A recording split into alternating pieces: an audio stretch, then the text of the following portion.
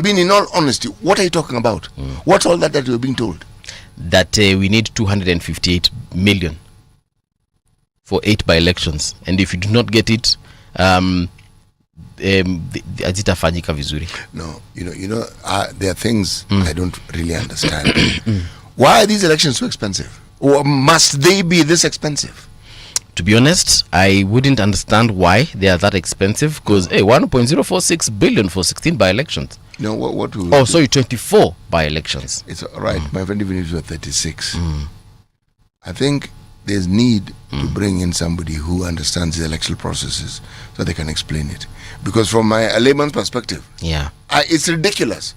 Just like I find it ridiculous that every 5 years, someone's telling us we need to buy a new system. I'm wondering, what sort of systems do we buy? Huh? We have office furniture that sits in offices for over 10, 15 years. They're there. Tulikuwa hapa hivi na former IEBC CEO James Oswago. Yes. Na alituambia that every election we use new systems. Why? Because the last one becomes obsolete immediately after. That is some really high octane nonsense. Okay? Any system, any technology that we have ought to have a component for an upgrade. So you cannot now come and tell us that when it comes to voting, that the only systems available are the ones which need to be replaced every 5 years. Let me use my Ushago brain to understand why perhaps that is necessary. Because if we use the system that was used in the last election,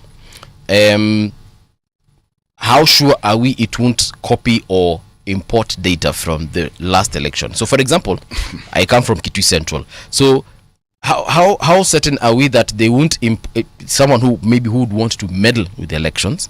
How sure are we they wouldn't manipulate that system to just carry the numbers from the last election and then impose them on this current election? The problem is not the system. The numbers are encased in a server. Yes. Server. Okay. Yes. Server is part of that system. All right. It's a storage facility. All right. What I don't understand is how it is that you are trying to explain to us how a new system will prevent whatever you've just stated. But why don't I take this view and say, first of all, how do we know that wherever it is you've procured this system from, what makes them, what stops you or what stops them from inputting the very thing you're saying in that new system? Because also we get new Kim's kits. My friend, the moment it is technology and it is new, it means we will not know much about it. So we are getting, in case you didn't know, if you think this is a huge amount of money, 1.046 billion for 24 by-elections. Now imagine an entire general election with 47 counties and God knows how many polling stations. No, I am asking the question now. And we're going to continue asking the question. Yes. Why must our elections be so expensive? Why? Why? Nani alikuja hapa again, that time we were with Mr. Oswago. We also brought up the issue of blockchain technology in voting, and it is already being used in many other countries where you can actually even vote from your phone. Yes, you can vote from your phone. Voting literally will take maximum 2 to 3 hours. You just tell people the window for voting, let's say on 8th of August 2027, you can vote between 12 noon and say even 3 p.m. So you're saying we should vote through e-citizen? Something similar to that, yes. Actually, yes. Whereby every voter has an account. You've registered, you have an account. On the day of voting, the same way you do transactions on your mobile money is the same way you vote. So between 12 and 3, we jipange ile wakati utaweza kuwekelea kura yako.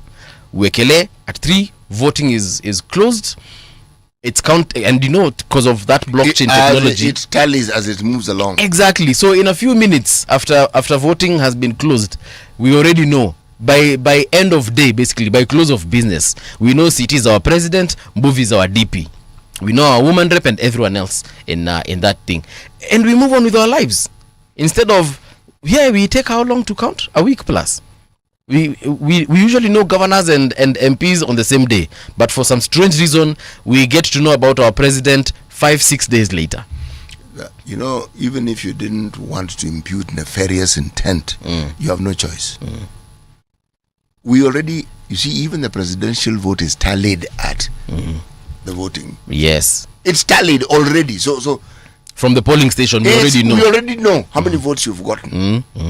So why is it then that tallying from the whole country suddenly now has to take a week? Yeah. I mean, do they load those results on a donkey and it's just walking from wherever it's coming from to come to Nairobi? I don't know. The problem is having a tallying center, national tallying center. Our constitution does not state that we need a national tallying center. Yeah. We know where the voting is finalized, and we just refuse to actualize it. Yes, that's it. I'm waiting to see how the voting and counting and tallying and all that is going to happen come 2027. There is nothing complicated about an electoral system. Our electoral system is complicated. It is made complicated. It is not complicated. Voting. Yeah.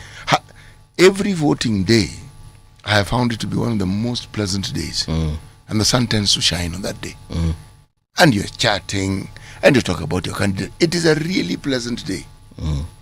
That day ends, then our problems begin when we now start waiting for the presidential tally. Yeah. That one. Yeah. So when someone tells you the elections are a problem, they're not. Yeah. They're not. It is the tallying of the presidential vote that creates a problem. It is the people, actually, because even the system is fine.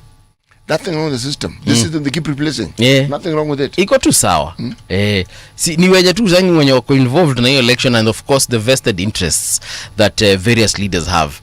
Hapo ndipo shida huwa. And then they'll bring you a name like Kamago. Of all the names that you could think of, they have to find a guy called Kamago. Yeah. And then Kamago, then who now the whole country is Kamago. You know, let's look at something else. Depressing discussion in the morning. Actually, let's check out what's happening as far as the roads of Nairobi are concerned. This is Radio Generation. Brace yourself. Nairobi, Mogadishu City versus Kenya Police FC, September 20th at Nyayo Stadium. The CAF Champions League qualifier. Want free tickets? Listen, play and win on Radio Generation 88.8. Get your tickets at langopass.com. Radio Generation 88.8 Nairobi. Traffic. All right. So this is what is happening. I'm looking at a very beautiful map of